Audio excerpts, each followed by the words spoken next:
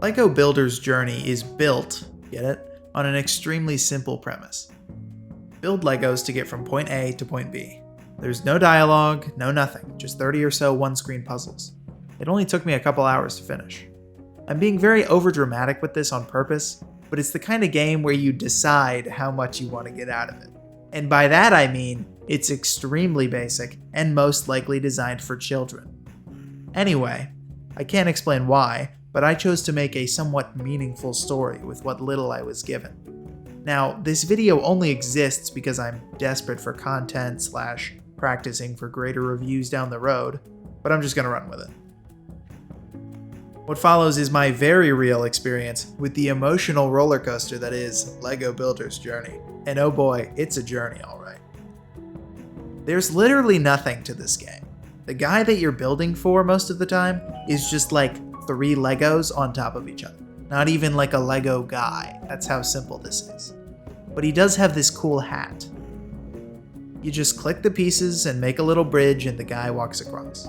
But there's actually some unique and interesting ideas in the levels, which really surprised me. Some of these took me a while to figure out. But that's just the gameplay. Let's get to what really matters. The deep philosophical significance and greater meaning of this little game. Doesn't that sound fun? Right, so you're the little guy, and it starts on the beach with a man who I can only presume to be my father. Bear with me here, I've fully become the character at this point. And so he's teaching me how to build the Legos, even though he is Legos, and you got this great father-son connection. And you're building this sandcastle together. You know, channeling creativity, which is the whole point of LEGO. But eventually you gotta go home. So you play a bunch of levels to get home. And once you get back to your house, you build another castle in the yard with Dad. But then he gets called into work. He has to build like spikes or something, but it's very monotonous and there's no creativity and he's wasting his life away at the factory instead of playing with his son. And that's messed up. There's this great imagery of a gold star being put straight into a trash can. So one night, the dad's working late, so the son goes down to the basement and builds a robot that gives him a roller skate and they escape. Now the bridges are already there, and you have to make a track for the roller skate and the robot gives you extra pieces. Then you fall into a cave and do a robot game show, and then do more cave stuff. Then all this other stuff happens and the dad has to save the son, and then they build a castle that's also an airship to get back home.